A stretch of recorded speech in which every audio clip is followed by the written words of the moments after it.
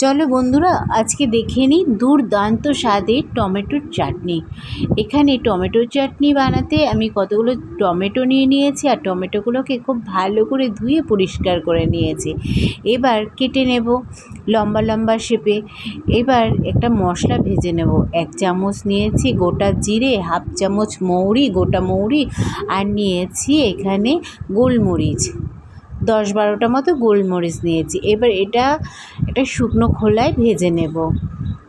ভাজা হয়ে গেলে মশলা থেকে গন্ধ বেরিয়ে আসলে এবার এটাকে পাত্রে ঢেলে নিয়ে ঠান্ডা করে মশলাটা করে নেব। এদিকে গ্যাসে কড়াই বসিয়ে তেল গরম করে এখানে দিয়ে দিয়েছি হাফ চামচ 5 ফোড়ন, আর দিয়েছি একটা তেজপাতা। দিয়ে খুব সুন্দর যখন ফোড়ন থেকে গন্ধ বেরিয়ে আসবে তখন এখানে কেটে রাখা টমেটো দিয়ে দেবো। আর টমেটোটা দেখেও আমি লম্বা লম্বা শেপে কেটেছি। আর হাই ফ্লেমে 3-4 মিনিট খুব ভালো করে ভেজে নেব, যাতে টমেটোর জলটা খুব ভালোভাবে শুকিয়ে যায় তাড়াতাড়ি। এবার টমেটো খুব ভালোভাবে ভাজা হয়ে গেলে কিছুটা গলেও আসবে দেখো। এবার দিয়ে দেব স্বাদ মতো লবণ। আর এই লবণ দেওয়ার কারণে কিন্তু টমেটোটা আরও মজে যাবে তাড়াতাড়ি। আর দিয়েছি হাফ চামচ হলুদ গুঁড়ো, আর অল্প সামান্য দিয়েছি কাশ্মীরি লঙ্কার গুঁড়ো রং হওয়ার জন্যে। এবার খুব ভালো করে ভেজে নিতে হবে। আর দেখো খুন্তি দিয়ে ভালো করে ঘেঁটে দিতে হবে।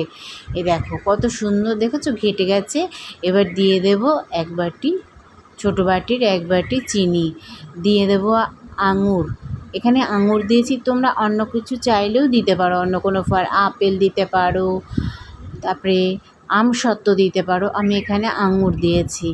দিয়ে খুব ভালো করে আর একটু ভেজে নেব। আর দিয়েছি কাজু আর কিশমিশ, দিয়ে খুব ভালো করে এটাকে মিশিয়ে নেব। এই দেখো খুব ভালো করে মিশিয়ে নিচ্ছি। এই দেখো, আর চিনি দেওয়ার কারণে চিনি থেকে জল বেরিয়ে এসছে। আর দেখো চাটনি রেডি হয়ে যাচ্ছে। এই দেখো, আর আঙুরগুলো দেখো কত সুন্দর ফুলে গেছে, দেখেছো কত সুন্দর লাগছে। এটা কিন্তু ভাত খাওয়ার শেষ পাতে দারুণ লাগে। আর ওপর দিয়ে দিলাম হাফ লেবুর রস, একটা গোটা লেবুর হাফটা দিয়েছি আমি, আর ভেজে রাখা মশলা দিয়ে দিলাম।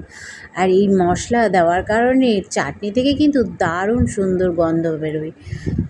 তোমরাও বাড়িতে বানিয়ে নিও, আর কমেন্টে জানিও কেমন হয়েছিল খেতে। আর ভিডিও ভালো লাগলে একটা লাইক, কমেন্ট, শেয়ার করে দিও। আর আমার চ্যানেলটাকে সাবস্ক্রাইব করে দিও। এটা কিন্তু তোমরা 7 দিন বা 10 দিন মতো কন্টেনারে রেখেও খেতে পারো।